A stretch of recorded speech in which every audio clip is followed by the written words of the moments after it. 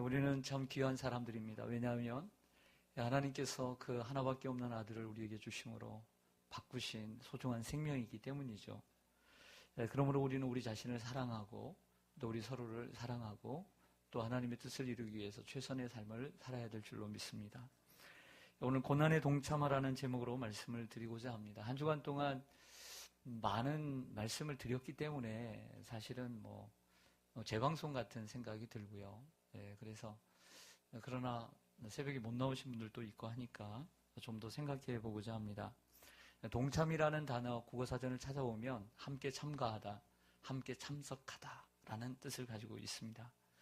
그러니까 동참이라는 거 뭐냐면 함께 참가해서 그 곁에 있어주는 거죠.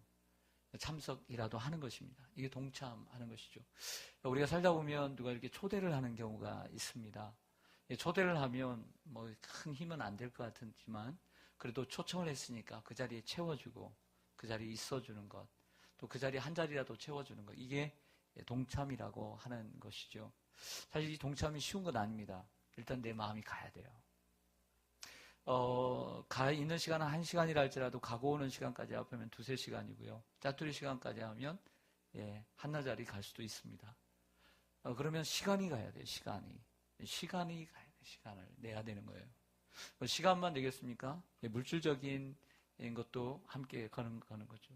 그러면 우리의 몸, 피곤한 몸, 여태 쉬고 싶은 시간인데 그때 마침 오라는 거예요. 그러면 뭐가 필요해요?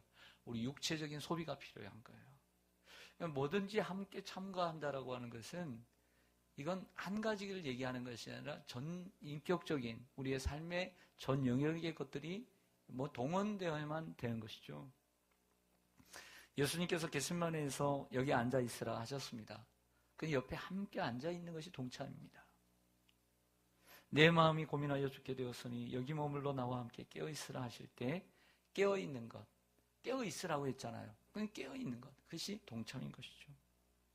1시간이라도 깨어 있는 것, 이것이 동참이라고 하는 것입니다. 어떤 성도님이 문자가 왔어요. 뭐라고 문자가 왔냐면 정말 가고 싶은데 너무나 거리가 멀어서 특세 때마다 너무 죄송하다고. 하지만 여기서도 새벽에 일어나서 기도하면서 정말 목사님을 위해서, 교회를 위해서, 또 예수님의 고난에 동참하면서 매일 방송되는 녹화해서 방송되는 설교를 귀담아 들으면서 기도하고 있느라고. 모든 성도님들이 다 그런 건 아니에요. 하지만 이런 성도님들이 있다는 게 큰 위로가 되는 것이죠. 이게 동참이라고 하는 것입니다. 정 갈 수 없다면 여기에 나온 것보다도 더 동참하려고 하는 그러한 마음을 가지고 함께하는 성도님들이 있더라는 거예요.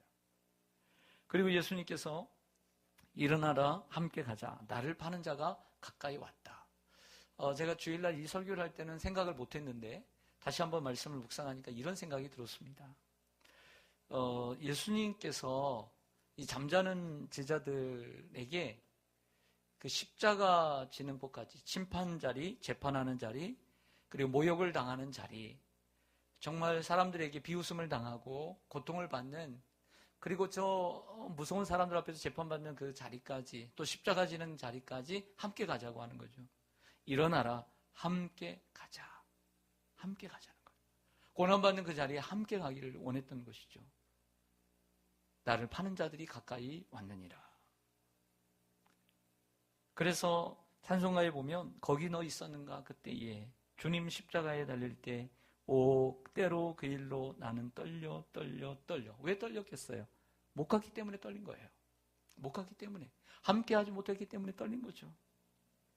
거기 너 있었는가 그때에. 찬송가 324장에 보면 예수 나를 오라 하네. 예수 나를 오라 하네. 어디든지 주를 따라 주와 같이 가려네. 이렇게 말씀을 하고 있습니다. 이러한 결단이 여러분들에게 있기를 주님의 이름으로 간절히 소망합니다. 우리가 주님의 고난에 동참하는 거, 어떻게 하면 고난에 동참할까? 사실은 이 주님의 고난에 동참한다는 것은 시간적인 괴리감이 있습니다. 왜냐하면 2000년 전에 예수님께서 십자가의 고난을 당하셨습니다. 시간적인, 거리적인, 문화적인 거리감이 있어요. 이 거리감을 어떻게든지 좁혀보려고 고심을 하는 것이죠. 그래서 여러분들에게 좀 더 우리 교회는 좀 영상에 대한 영상이 그냥 부족할까? 그래서 이번에도 고민을 많이 했어요. 패션 오브 크라이스트를 좀 더 보여줄까? 아니면 요약된 것을 좀 보여서 예수님이 정말 이렇게 영상을 보면서 정말 예수님께서 고난받으신 것이 심각하구나. 이런 걸 좀 보여주면 뭔가 좀 찌릿찌릿할까? 그런 생각도 해보았습니다. 그러나 저는 아니다라고 생각해서 올해도 틀지 않았습니다. 여러분, 우리는 예수님의 고난에 동참하려고 여러 모양으로 함께 노력을 합니다. 기도도 함께 하고 또 찬양도 그런 찬양도 좀 해보려고 하고 노력들을 많이 하죠. 여러분들은 어떻게 주님의 고난에 동참을 하셨습니까? 그런데 이제 예수님은 부활하셨고 우리 곁에 계시지 않습니다. 자, 그럼 현실적으로 우리가 주님의 고난에 동참하는 것은 어떤 길이 있을까에 대한 말씀을 함께 살펴보겠습니다. 두 번째로는 주님의 고난에 동참하는 것은 이웃의 고난에 동참하고 이웃의 아픔을 도와주는 것입니다. 따라서 하겠습니다. 이웃의 고난에 동참하고 이웃의 아픔을 도와주는 것이다. 여러분 마태복음 25장에 보면 세 가지 비유 가운데 양과 염소의 비유가 있습니다. 마지막에 예수님께서 오셔서 양과 염소를 나누죠. 양은 오른편에 그리고 염소는 왼편에 나누십니다. 그 오른편에 있는 제자들에게 사람들에게 하나님의 나라를 상속하라고 하시면서 이런 말씀하십니다. 너희는 내가 줄일 때에 너희가 먹을 것을 주었고 목마를 때에 마시게 했고 나그네 되었을 때에 영접했고 헐벗었을 때에 옷을 입혔고 병들었을 때에 돌보았고 옥에 갇혔을 때 와서 보았느니라. 이런 얘기를 하니까 이 오른쪽에 있었던 사람들이 얘기를 합니다. 예수님, 우리는 예수님에게 그런 적이 없습니다. 제 기억에는 내가 예수님에게 뭘 드린 적도 없고 옷을 드린 적도 없고 찾아가 뵌 적도 없는데 어떻게 이렇게 인정을 하십니까? 이 오른쪽에 있는 사람은 참 정직한 사람들이라고 할 수가 있어요. 정직해요.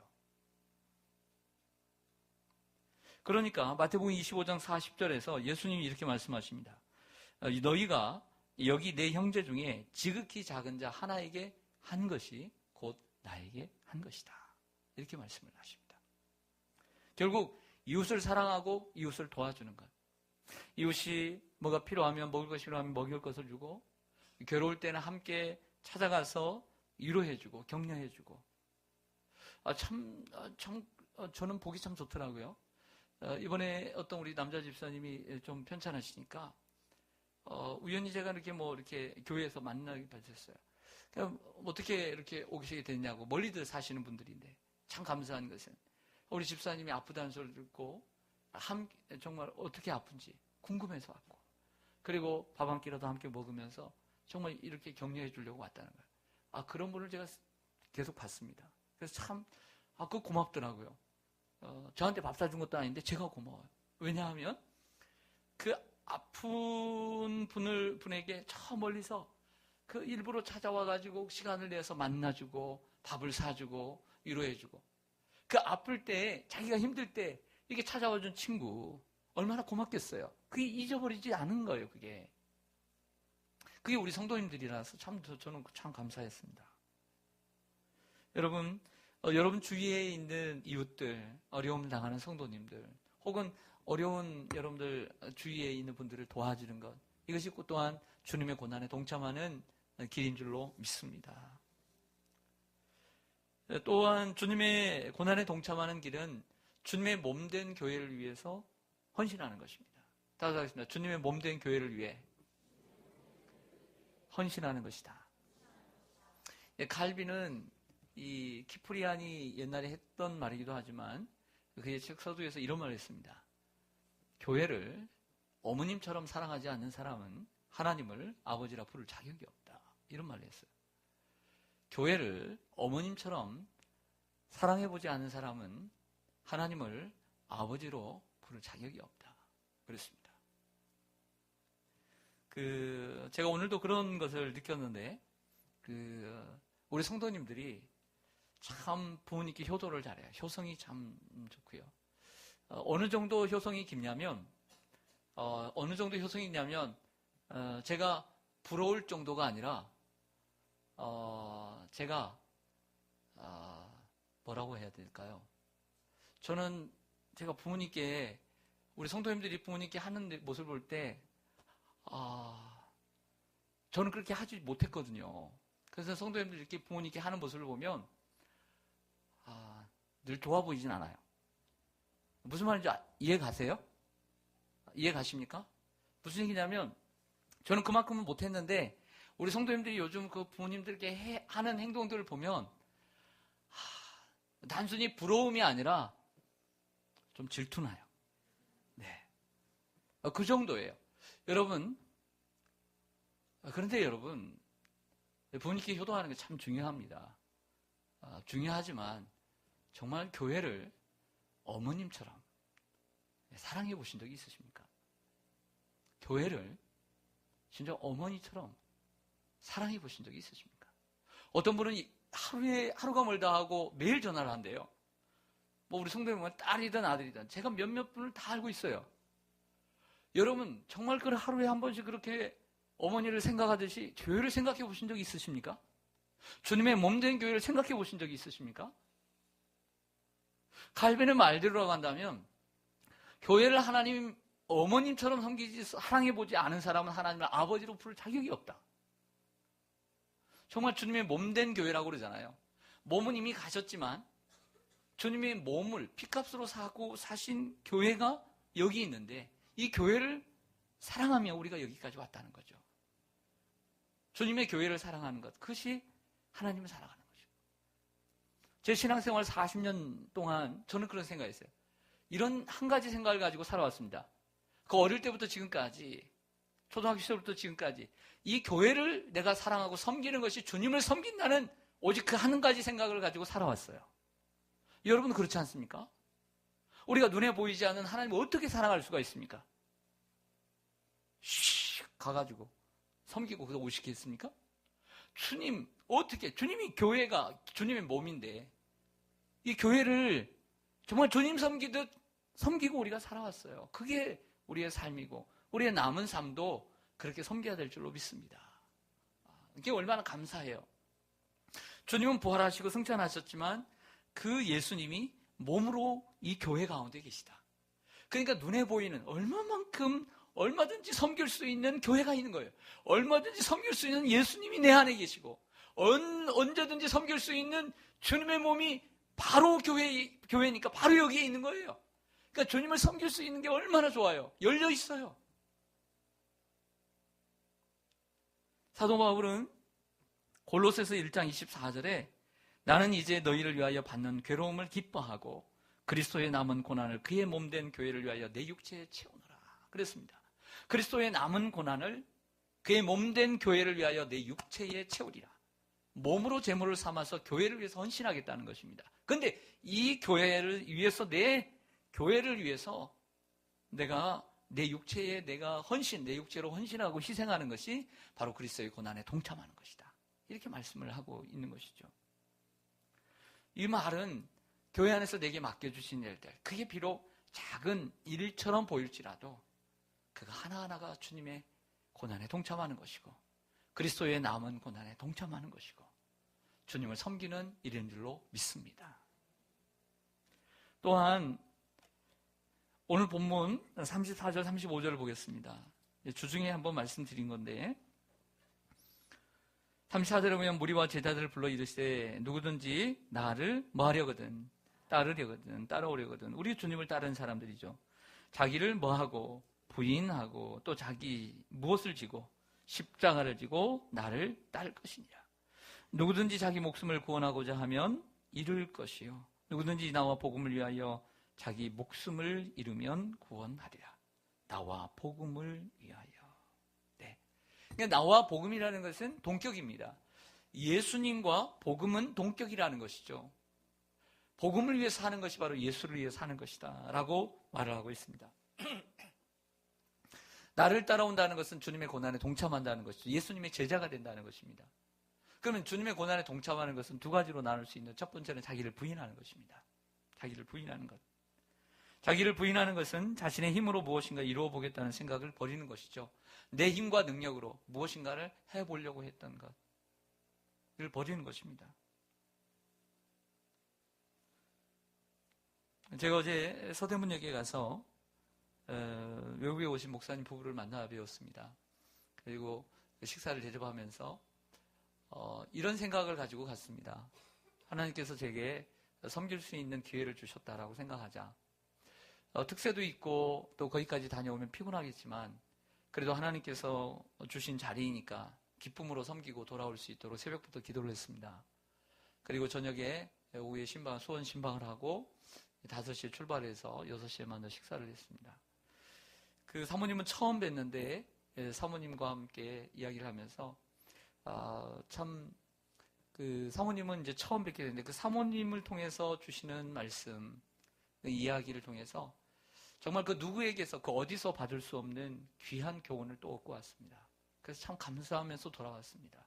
돌아오면서 감사했어요. 하나님, 그 어디서 얻을 수 없는 이 귀한 삶의 교훈을 또 목회의 교훈을 얻게 하신 하나님 감사합니다. 하고 돌아왔습니다. 여러분, 목회도 그렇고 우리의 삶도 우리가 하는 것이 아닙니다. 우리 자신을 철저히 부인하고 우리의 학력과 우리의 배경과 우리가 자랑할 만한 것들 내려놓고 주님을 따르는 것입니다. 예수님은 자기를 내려놓으셨습니다. 자기를 비우셨습니다. 그는 근본 하나님의 본체시나 하나님과 동등됨을 취할 것으로 여기지 아니하시고 오히려 자기를 비웠다 그랬어요. 자기를 비웠다. 자기를 비하하셨고 낮추셨고 자기를 비우셨습니다. 우리가 우리 자신을 비우고 우리 자신을 낮추는 것이 바로 주님을 따라가는 길인 줄로 믿습니다. 자신을 비우는 거예요. 자신을 자꾸 비워요. 여러분, 불교나 다른 종교 분명 잘못된 종교입니다. 구원이 없습니다. 하지만 그곳에도 배울 게 있습니다. 기독교적인 책이 아닌 것도 있습니다. 기독교인이 쓰지 않는 책도 있지만 배울 게 있습니다. 분명히 배울 게 있습니다. 그 가운데 하나는 비움이라고 생각해요. 비움.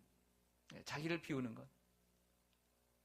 그 스님들 보면 여러 인기 있는 스님들 얘기를 들어보면 무소유라고 하는 그런 얘기들을 많이 하는데 너무 무소유로 사는 것 그렇다고 그것이 또 하나님의 뜻이라고 생각지는 않습니다. 하지만 우리가 무소유 아무것도 갖지 않고 살아가는 것 하나님께서 이걸 기뻐하실까요? 예를 들어서 한 가정에 가장이 되었습니다. 가장이 되었어요. 그러면 아내가 있고 자녀를 낳았습니다. 자녀가 둘이 있습니다. 근데 무소유를 실천하려고 그 가정이 아무것도 역할을 하지 않습니다. 뭘 나가서 일도 하지 않고 벌어오지도 않습니다. 가족들이 고통을 당합니다. 가족들이 고통을 당하는 뿐만 아니라 항상 자꾸 손을 내밉니다. 시댁에 손을 내밀고 처갓집에 손을 내밀고 형제들에게 손을 내밉니다. 남에게 피해를 주는 것이죠. 여러분 이것이 온전한 삶이라고 생각하세요? 그렇진 않죠. 그래서 안 되는 것이죠. 여러분 우리가 무소유라고 한다면 자기 자신을 책임지는 삶까지 나가야 된다는 것입니다. 책임 없는 삶까지 살아가는 것을 하나님이 원하시지 않는다는 것이죠. 여러분 우리에게 있는 업적, 욕심, 자랑 내려놔야 될 줄로 믿습니다. 자신의 자리와 위치까지도 내려놓고 낮아지는 것입니다. 여러분 때가 되면 박수 칠 때 떠나라는 말이 있습니다. 정말 이게 진리입니다. 박수 칠 때 떠나야 됩니다. 그런데 박수 칠 때 떠나지 않는 이유는 뭔지 아세요? 한 번 맛보니까 너무 좋은 거예요. 더 맛보려고. 그 권력, 그 물질, 그 명예 한 번 더 맛보려고 하니까 나에게 추해지는 거예요. 욕먹고 나가는 거죠. 박수 칠 때 떠나는 게 좋습니다. 명예도 내려놓기 싫어하고 권력도 내려놓기 싫어하고 돈도 내려놓기 싫어합니다. 이러면 이것이 자기 비움이 아닙니다. 이건 절대 자기 비움이 아닙니다. 이건 정말 예수님을 따라가는 것이 아닙니다. 그런데 안타깝게도 우리 그리스도인들까지도 내려놓는 것을 싫어합니다. 전직 대통령이 장로님이신데 안타까운 모습을 요즘 우리는 금할 수가 없습니다. 아니겠지라고 생각했는데 부인할 수가 없을 정도로 우리의 입을 닫아버립니다. 닫게 만듭니다. 어떻게 저렇게 있을까? 사람을 소중히 여기지 않고 불법을 좋아하고 뭐가 좋기에 저 장로님께서 저 하늘에 쌓아놓은 소망을 바라보지 않고 왜 이 땅에 가서 저렇게 쌓아놓은 것도 많을 텐데 계속 쌓아놓은 거 했을까? 이런 생각을 할 수밖에 없습니다.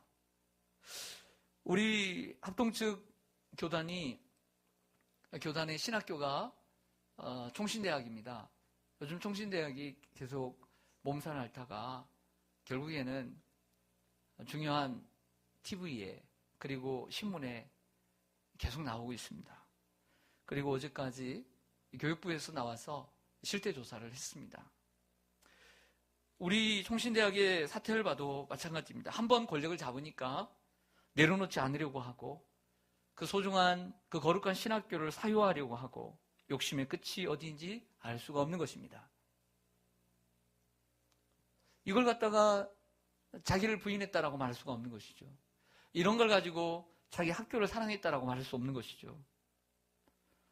그 학생들이 무슨 죄입니까?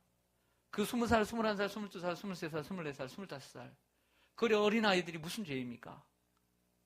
학교를 졸업했는데 졸업증을 못 받아서 강도사 시험을 못 보고 참으로 부끄러운 행태입니다. 근데 이 모든 것들이 안타깝게도 그 한국 기독교가 전래되면서 전래되기 전에 100년, 200년 전에 전래되기 전에 많은 그 유교적인 그리고 무속적인 신앙에 어떤 영향을 받은 것은 사실입니다. 우리나라에 계속 영향을 주었던 무속신앙 그리고 유교신앙 이러한 신앙에 있어서 그들의 세계관은 차세 중심적 세계관을 가지고 있습니다. 무슨 얘기냐면 이제 우리들이 원하는 구원은 내세의 구원입니다. 죽어서 천국에 가는 것이죠. 그런데 유교나 무속신앙에 있어서 구원은 입신양명입니다. 이 땅에서 성공해서 이름을 떨치는 것이죠. 세상에. 이것이 그들이 원하는 구원입니다. 그러니까 어떻게든지 이름을 떨치는 거예요. 그러니까 삶의 의미와 목적 그리고 행복을 이 세상에 두는 것입니다. 차세 중심적이라고 하는 말은 현세 중심적이라는 말입니다. 이 세상 중심적이라는 거죠. 차세라고 하는 말은 지금 우리가 살고 있는 세상이라는 한자입니다. 현세적인, 현실적인 그런 말이기도 하겠지만 자주 쓰지 않는 말이지만 차세라는 말은 차승, 차년, 차생이라는 말로 차년이라는 것은 지금 우리가 살고 있는 이 세대를 가리켜서 차세라고 얘기합니다. 우리 오래된 문화는 차세 중심적 세상입니다. 내세라는 게 없습니다. 이 세상이 최고입니다. 그래서 입신양명을 하는 것입니다. 그런데 안타깝게도 이러한 차세 중심적 이러한 세상의 세계관의 가장 중요한 핵심은 도덕적인 수준이 낮다는 것입니다. 부패하고요. 정직하지 못하고 공정하지 못하다는 것입니다. 이것은 후진국인 나라들이 많은데 안타깝게도 우리 한국이 저 밑에 있습니다. 부패의 나라. 아프리카의 보츠와나보다도 못하고 대만보다도 못하는 나라입니다. 그건 여기서 우리는 고민을 한번 하게 되죠. 그건 뭐냐면 우리가 교회가 그렇게 많고 대형 교회가 세계의 절반이나 되고 성도들도 그렇게 많은데 왜 그러면 선진국 반열에 올라가려고 지금 턱걸이하는 이 나라가 대한민국이 왜 이렇게 부패한 나라일까? 우리 기독교인들의 탓이 있다는 거죠. 책임이 있다는 것입니다. 바닷물도 3%의 소금만 있으면 썩지 않는데 많은 프로테이지를 차지하고 있는 우리 기독교인들이 있는 세상임에도 불구하고 여전히 이 세상에서 성공하려고 하고 그리고 이 세상에서 성공하려고 하는 그 인간적인 마음이 잘못됐다라고 생각지는 않습니다. 그 성공을 위해서 정직하게 한 계단 한 계단 올라가고 그리고 공정하고 깨끗해야 되는데 그렇지 못하다는 거죠. 여전히 찬송하고 하늘을 찬송하고 그리고 하나님을 찬송하고 내세를 찬송하고 수없는 찬송을 우리가 부름에서도 불구하고 여전히 이 세상에 쌓아놓는 걸 보면 여전히 차세 중심적 세계관을 가지고 살아가는 우리들의 모습을 보게 된다는 것입니다. 우리는 성경적 세계관, 내세적 세계관을 가지고 살아가야 되는데 차세적 성경관을 가지고 살아가는 것은 여전히 우리는 예수님의 고난에 동참하지 못하고 있다. 자신을 비우는 일에 아직 많이 따라가지 못하고 있다라고 말할 수가 있습니다. 어제 집사람이 그런 얘기를 하더라고요. 가끔씩 우리 성도님들이 우리 금천구에 대해서 25개구 가운데 사람들이 뭐 경기도 시흥하고 서울 시흥도 분간하지 못하는 사람은 저는 그 공부를 잘 못하는 사람들이라고 생각을 해요. 어떻게 경기도 시흥도 시흥하고 서울 시흥동도 분간을 못합니까? 이것은 사회적으로 상식적으로 저는 금천구 사람들만 있죠. 사회적으로 그리고 상식적으로 기본적으로 수준이 정말 낮은 사람이라고 생각해요. 어떻게 만날 살아가는 이 세상 가운데 이 경기도 시흥과 이 계속량 이 경기도 시흥과 서울 시흥도 분간을 못하냐고요. 할렐루야. 기본적으로 상식이 안 된 사람들이에요. 그 사람들은. 예. 은평구 신사동과 강남구 신사동이 있어요. 어떻게 그걸 분간을 못하느냐고요. 네. 여러분,